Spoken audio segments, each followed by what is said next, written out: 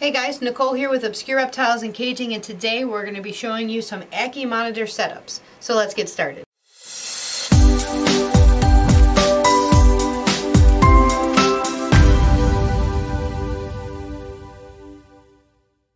Hey guys, so we're going to be showing you guys a few of our Ackie Monitor setups.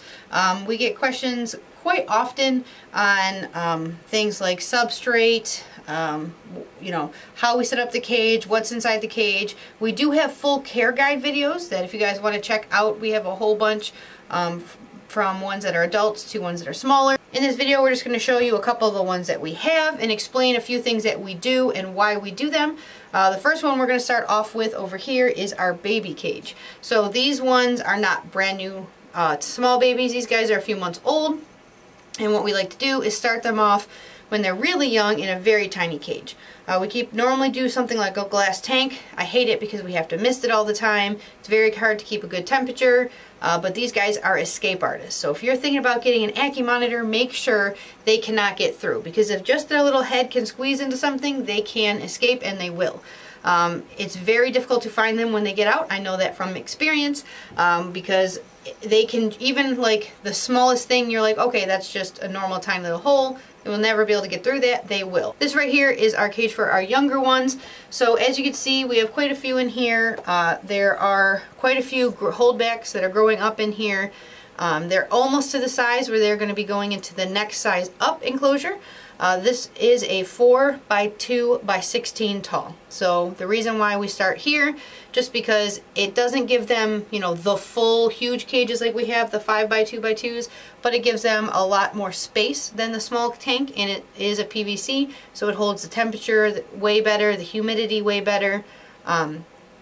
This one, as soon as these guys are out, we have to redo the background. So what you see on the background, it's actually brown caulk.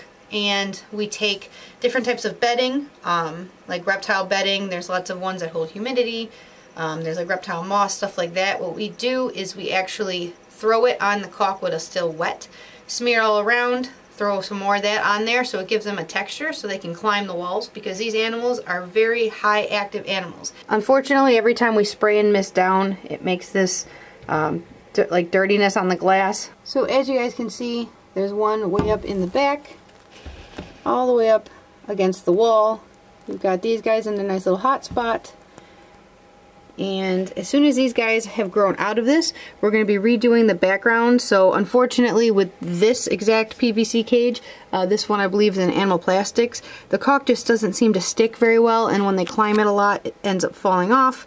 And these spots that you see, like right there, if the camera will focus, it's actually some spray foam and then caulk over top, which again is what this little guy in the end is sitting up on. It gives them, you know, kind of ledges. I like making them a lot larger.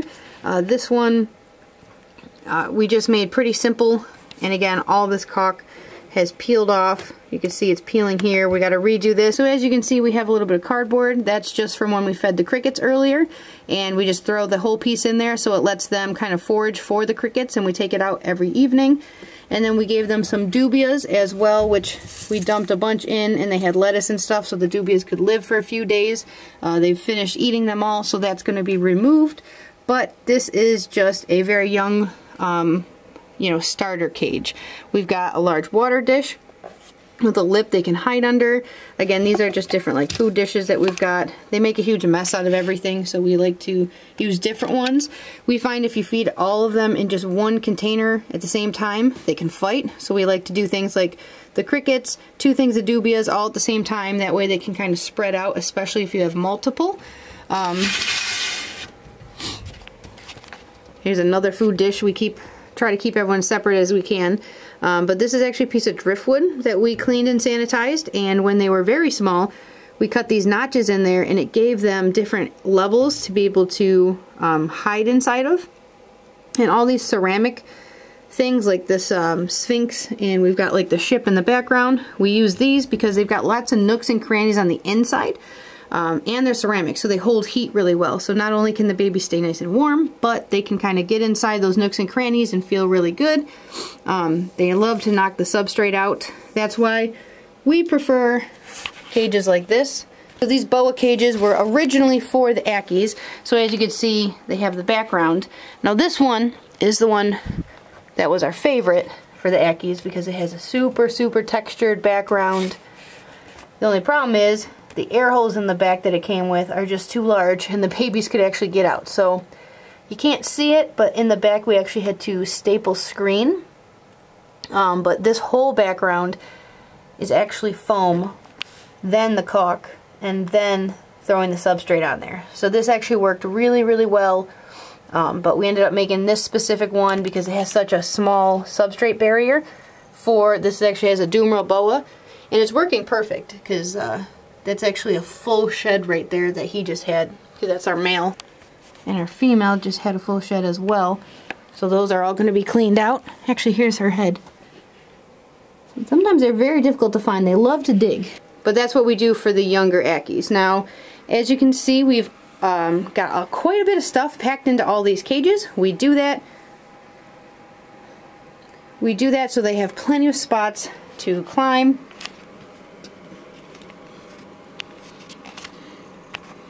Unfortunately, again, they love to get these super dirty. They love to run around in the mud and then go into their water dish and then they repeat. So the water dishes unfortunately have to be cleaned a couple of times a week, but we put a bunch of driftwood. Again, it's all been cleaned and sanitized. We get all our own driftwood. Lots of cork bark.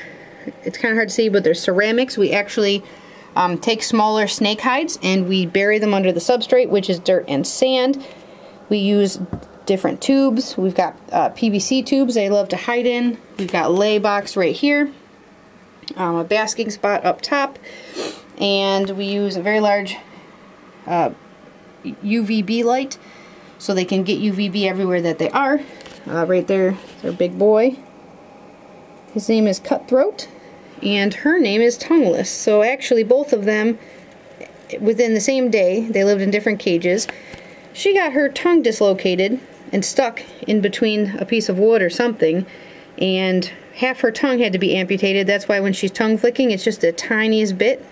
Normally it's about that long. She had to actually get half her tongue amputated, and he got his throat cut open, if it would focus. And he actually, it's his other side, he actually had his neck cut open. We're not sure what he got it caught on, but he cut his neck open. And we had to take him out and keep cleaning and sanitizing it. We actually had to put him in a quarantine cage with just paper towels on the bottom, so there was no dust or dirt getting into it. Had to spray all this antibacterial stuff in there for about a week, and it closed up nicely. If he'll turn, we'll try to get footage for you later. But so we have Cutthroat and Tongueless in this cage. Tongueless' sister we named Toothless because it sounded good with Tongueless. She's in here as well, but she's always been very, very shy. This girl right here has always been super awesome. Then we've got the star of the show. As always, the beautiful Dart. She is our top ender female. She gets this nice bachelorette pad all by herself because she's had eggs for us quite a few times with different males, and they always end up being duds. So we decided just to make her just a pet. She just gets a nice cage to run around in. She got a little bit less to hide in, like bark-wise and stuff, but like that's a hide. She loves her PVC pipes. That's a hide underneath. There's a hide under there, and then there's two more in the back. So you have to make sure with these animals, each of them have, you know, close to 10 places that are just hides, not even counting the fact that they can get into stuff like this. They can go in their lay box, but everyone has quite a few hides. This tank is empty, but it's just got extra stuff that we have for hide purposes. When these younger babies up here switch down to here, we'll have even more stuff, but we love being able to give ample hides. Like, for example, this little one is right in this tube. One's in their hot spot. We've actually got 4 Ackies in this one, so we've got even more hides. We've got tons of tubes. We actually stack up the tubes and hot glue them together and then bury those, so they have quite a few hides and stuff. And we slope the bedding or the substrate, so towards the back it's got closer to like 5-6 inches, and then towards the front we try to keep all of it really low so they don't kick as much into the tracks. So it's kind of hard to see it, but the whole thing slopes backwards. Over time they always kick it all forward, but we try to clean it and put it all back. But this is how we like to set up for our older ones. Again, these are 5x2x2s, and we have a nice light fixture. We do also have these fans hooked up on all of them. The reason for that is if it gets too hot on their cold side, the fans will kick on and pull out the excess heat, because these guys have about 150 to 160 degree hot spot, and then this side should be around 80. So sometimes that's a little difficult to achieve, especially with the bulb inside. But when the bulb is on the outside, like this one, the problem then becomes it puts off too much heat into the reptile room, which can be a negative depending on the temperature you're trying to, you know, achieve. But a couple little tricks for these guys. We love to put these slate stones underneath. That way they can get a nice hot spot. The lay boxes, like she'll never have eggs, but one, the lay box gets them up closer to the heat, and two, it gives them another place. We like to put a lot of sand in there, and when we spray their cages down, we put a lot of water in there, so it also keeps the cage a little bit more humid without everything being humid, kind of like a humidity box. Same with these guys. We just throw the cricket containers in there so they can hunt and forage, and then at the end of the day we pull them out because these guys are still out hunting for crickets. But the best way to know you're doing it right, for example, is right now we can see two Ackies, right? We've got cutthroat and we got tongueless, but you can't see toothless anywhere. You can't even see a tail.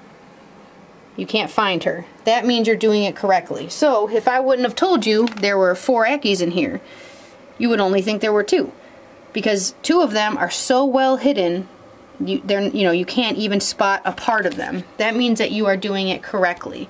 That means that they can completely hide, completely feel comfortable, and that's the key to getting, 1, them to breed if that's what you're trying to do, or 2, you know that you're actually properly taking care of that animal.